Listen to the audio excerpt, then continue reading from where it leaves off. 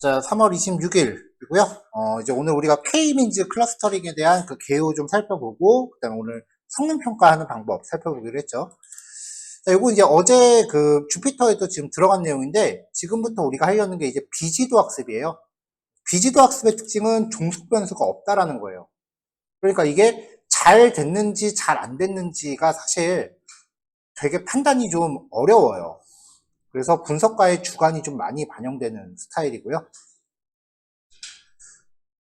그래서 이 비지도 학습 자체가 어떤 목적으로서 사용되는 경우도 있기는 합니다만, 획이나 아니면은 우리가 분류, 여기에 적용하기 위한 변수를 생성할 때 쓰는 수단으로서 쓰는 경우도 많이 있어요.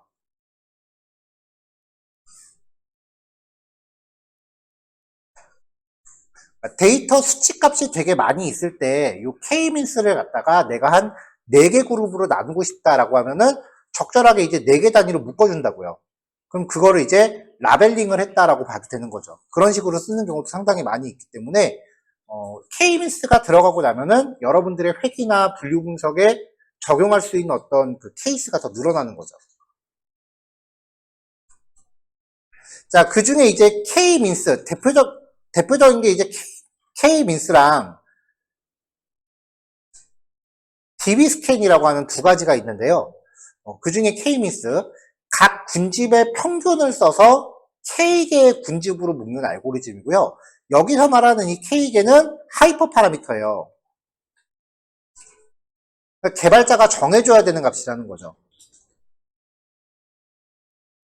그리고 그게 잘 됐는지 안 됐는지 판단이 좀 애매하다 그랬죠. 그거를 판단하는 몇 가지 방법이 있기는 해요.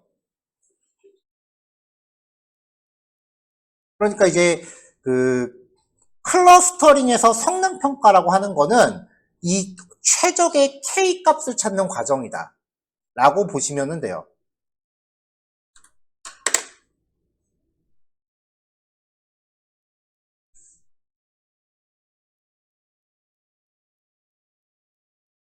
자, 여기 지금 줄바꿈이 지금 안 먹네요.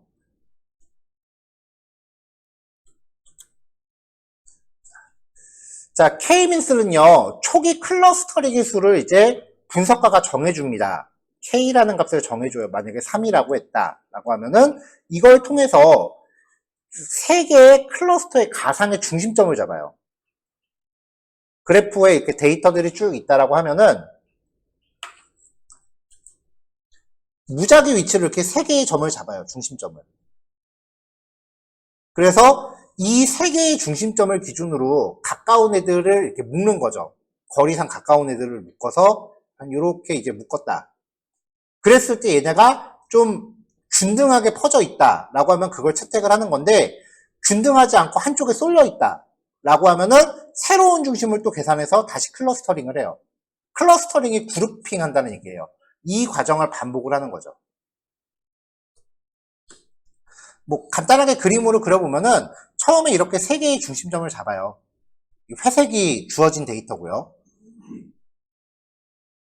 그래서 각각의 측정값을 가장 가까운 중심점한테 짝을 지어줘요. 이렇게. 그럼 이렇게 그룹핑이 되는 거죠. 근데 지금 보면 여기 초록색에는 한 개밖에 안 들어갔고 파란색이 좀 많이 있잖아요. 그러면 이 중심점을 살짝 옮겨서 새로운 중심점을 잡아주는 거예요. 그리고 다시 분류를 해봐요.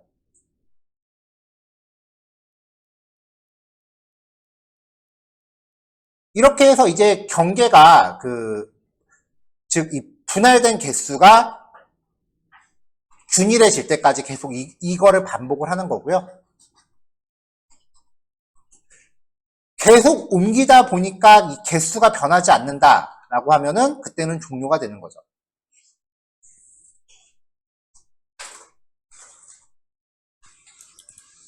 자, 내부적으로 모집단이나 범주에 대한 사전 정보가 없다. 아무런 정보가 없다라고 하면은 단순히 그냥 관측값들 사이의 거리만 측정을 합니다. 유사성을 사용을 해서요. 이걸 써서 전체 데이터를 여러 개 집단으로 그룹화를 하는데, 이건 단순히 데이터를 평면상에 늘어놓고 거리가 가까운 데 기준으로 묶는 거예요.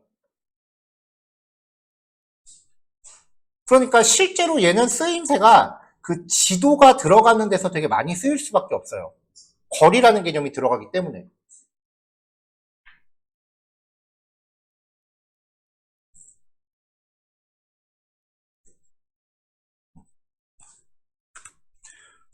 왜 얼마 전에 제가 저도 이제 공부해야 될 미션이 하나 생겼다라고 얘기했었잖아요.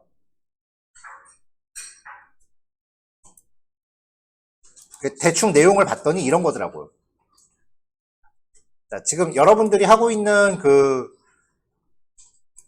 매출 분석, 코로나19 전후로 매출 분석이라고 가정을 해보죠.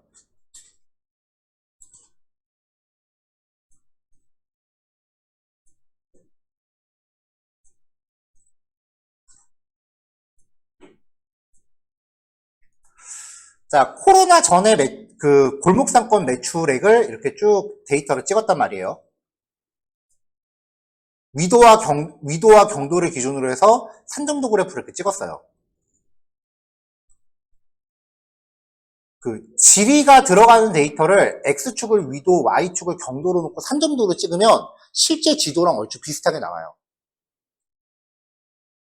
이게 코로나19 전. 그 다음에 여기는 코로나19 이후. 매출이 이렇게 있다. 이렇게 했을 때 중심 상권이 어떻게 변했는지를 알고 싶다라고 해서 이거를 내가 중심 상권을 5개로 나눠보고 싶다라고 K를 5개로 정했다고 치자고요.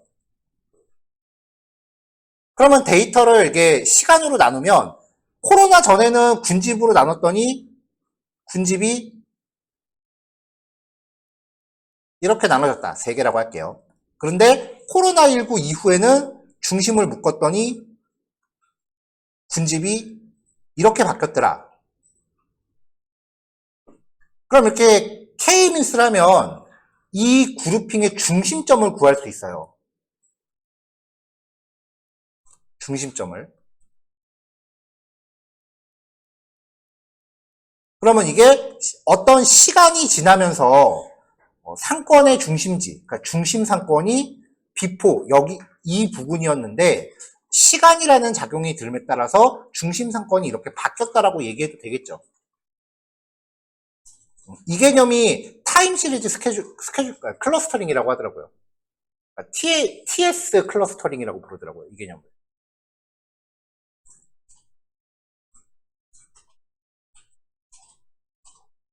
그러니까 이거를 우리가 데이터를 시간에 따라서 이렇게 전처리를 해서 하는 게 아니라 이거를 해주는 라이브러리가 지금 파이썬에 하나 있더라고요. 일단 저도 거기까지만 파악을 해놨어요.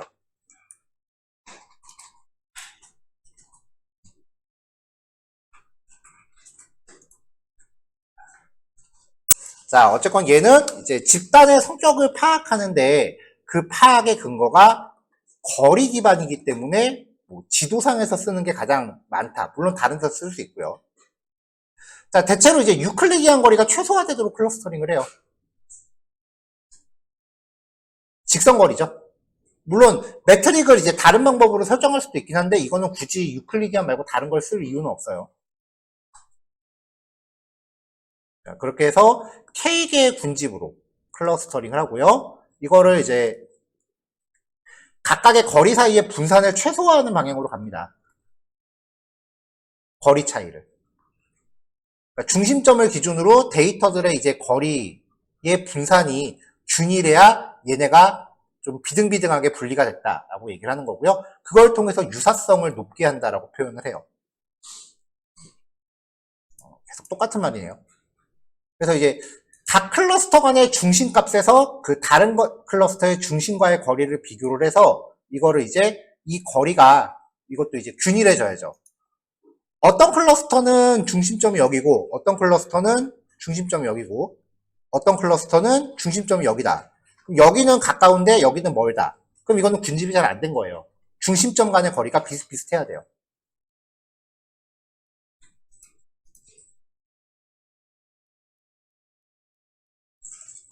자, 그래서 앞에서도 얘기했지만 이제 거리 기반, 유클리디안 거리 측정에서 중심점과 거리 최소화하는 게 이제 특징이고요.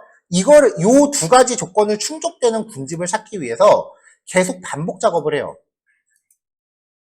처음에는 당연히 잘못 병합되겠죠. 그걸 점점점 보완하는 과정으로 진행을 하고요. 이거를 여러 번 반복 수행해서 초기에 잡았던 오류를 점점 복구해 나가는 거죠.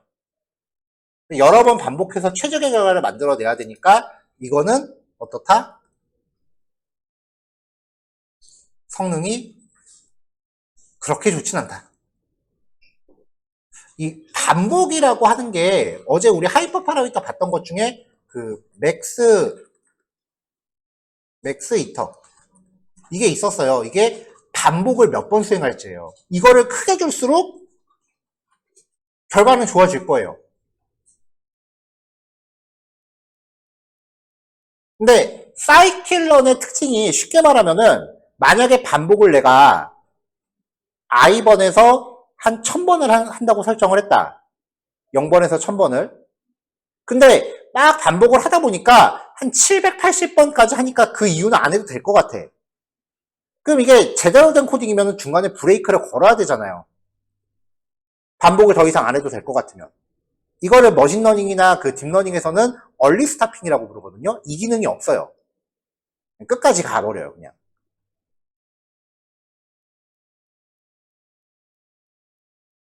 그러니까 이것도 적당히 잡아줘야 된다. 근데 그 적당히가 얼마인지 우리가 모르죠. 자, 알고리즘은 되게 간단한 알고리즘이기 때문에 대규모 시스템에도 충분히 적용이 가능해요. 제가 이제 거리 기반이라고 많이 했는데 또 많이 쓰는 게 시스템 얘기하니까 생각이 나네. 쇼핑몰이라고 예를 든다라고 하면은 이제 고객들의 어떤 성향들을 쭉 나열해 놓고 성향이 비슷한 고객들끼리 군집을 지어라. 그걸 이제 고객 등급에 적용을 하는 거죠. 실제로 많이 써요, 그거는.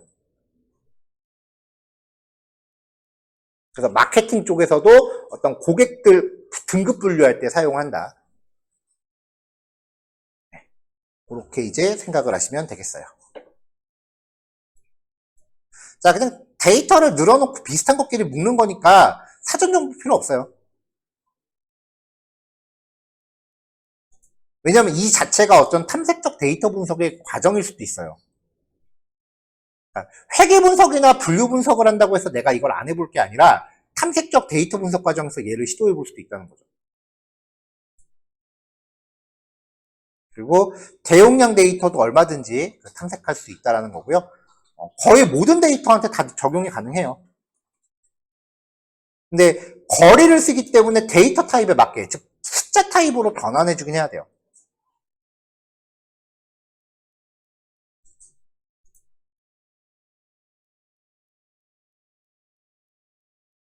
자, 그 다음에 여기 아까 탐색적 데이터 방법 여기 나온 것처럼 사전 정보 필요하지 않고, 그 다음에 변수의 역할 정의가 필요 없고. 이건 뭐 말이 똑같네.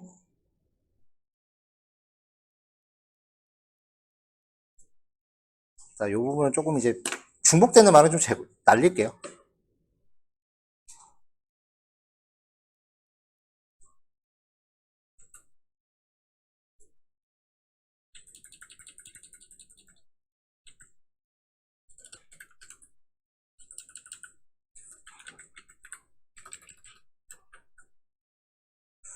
중복되는 말은 조금 정리를 합시다.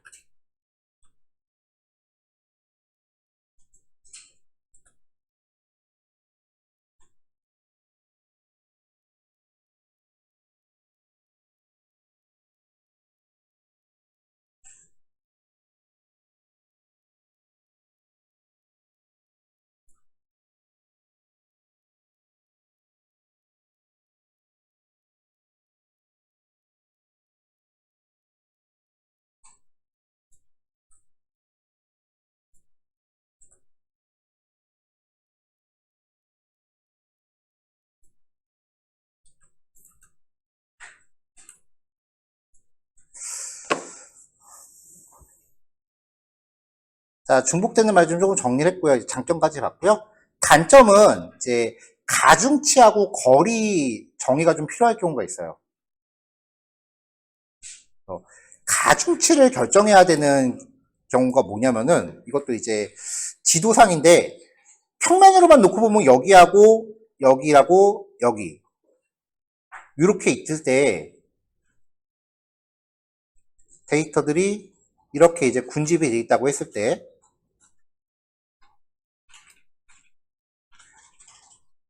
이렇게 잘랐을 때 이쪽은 평지야.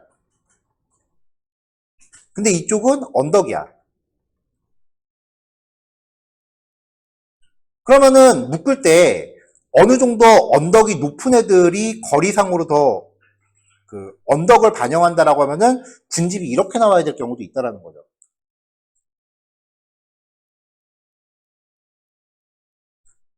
그러니까 이쪽 간의 거리는 1이지만 이쪽 간의 거리는 요 거리를 1이라고 했을 때 요만큼이 1로 계산돼야 되는 경우가 있다라는 거예요. 이런 걸 이제 가중치라고 하는 거죠.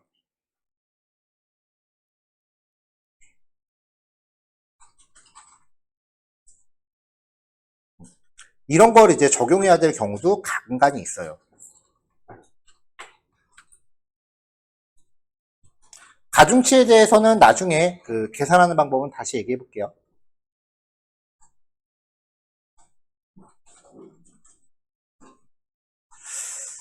자, 그래서 이제 그 사전에 정의된 클러스터링 수 기준으로 K를 찾아요.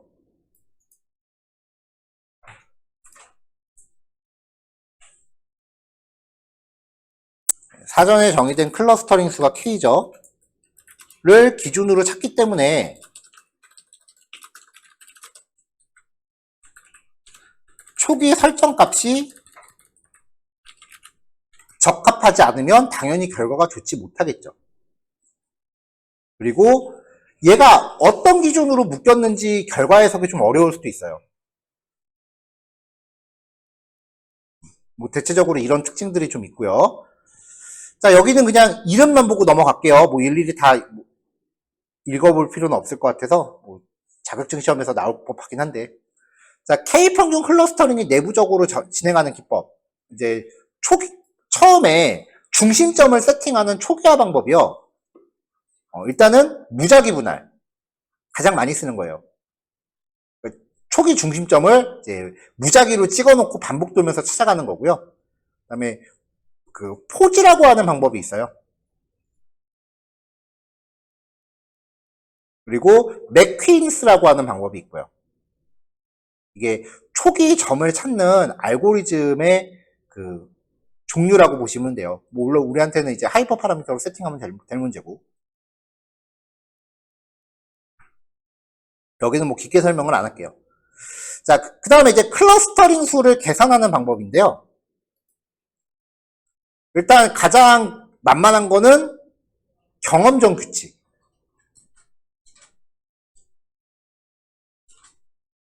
데이터 포인트의 제곱근을 쓰는 거예요. 그러니까 샘플 크기의 제곱근에 기반해서 그 시각적으로 클러스터의 수를 추정합니다. 시각적이란 말이 조금 안 맞을 수도 있으니까 이건 뺍시다.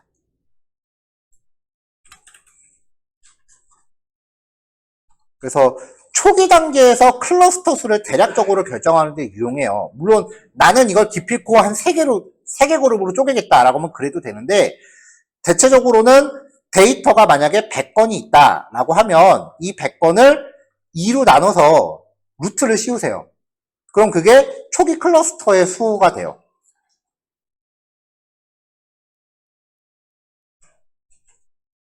이거는 이제 분석가가 자기의 주관을 좀 적용해서 이제 하는 거고요.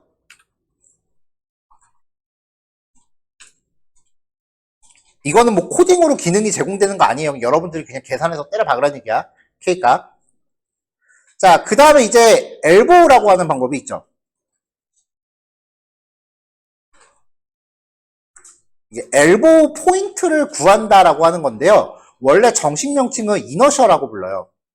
이너셔라고 하는 그 성능 평가 기준값을 구하면은 걔네들을 시각화했을 때 특정 지점을 발견할 수 있는데 그 지점을 엘보우 포인트라고 불러요.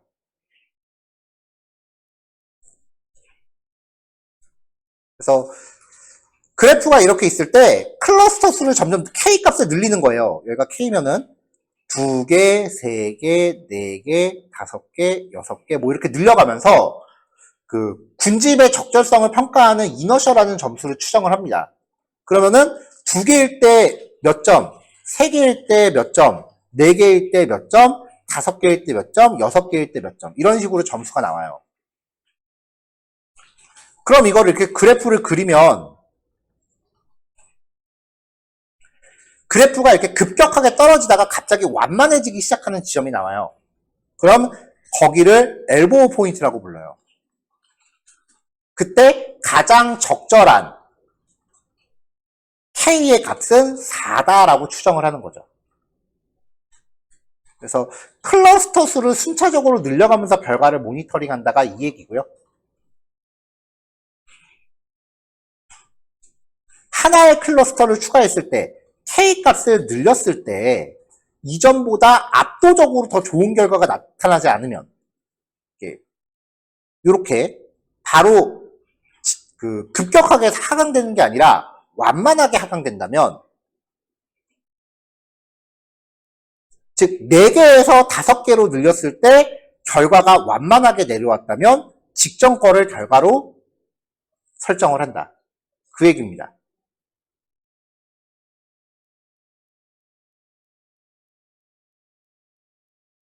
자, 그 다음에 뭐 정보기준법이라고 하는 게 있는데요. 클러스터링 모델에 대해 가능성을 계산하는 방법이에요. 가능성을 분석가가 직접 계산할 수 있는 경우에 사용을 하는 거고요. 이거 말고 여기에 또 아직 안 적혀 있는 게 그 실루엣 점수라고 하는 게 있어요.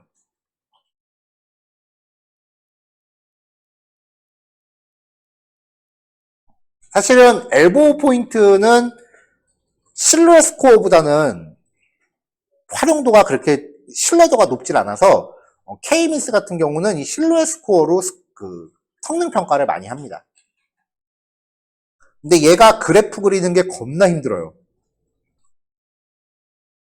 그래서 파이플롯으로 뭔가 한 번에 짠 하고 나오는 게 아니라 이 실루엣 스코어를 지원하는 그래프가 없어요. 그래서 직접 구현을 해야 돼요. 저도 이제 사이킬런 사이트에 예제 코드가 제시가 돼 있어요. 그래서 그거를 가져와서 약간 좀 커스터마이징을 한 거예요. 자, 마지막으로 활용 케이스. 당연히 데이터 분류나 클러스터링 방법으로 쓰겠죠. 성향이 불분명한 시장을 좀 몇 개 그룹으로 묶는다. 트렌드 같이 명확하지 못한 기준을 몇 개 집단으로 나눈다. 그리고 또 많이 쓰는 게 패턴 인식이나 음성 인식, 이미지 식별 이런 거에서 많이 쓰고요. 그래서 개체가 불규칙하거나 관련성을 알 수 없는 초기 분류에서 이제 많이 사용하는 방법이에요. 그러니까 마케팅 같은 거에서도 충분히 많이 쓰입니다, 실제로. 자, 뭐 대략적인 개요는 요 정도 얘기를 하고요. 조금 쉬었다가 이제 성능 평가를 할 수 있는 예제를 이제 아이리스 데이터로 해 볼게요.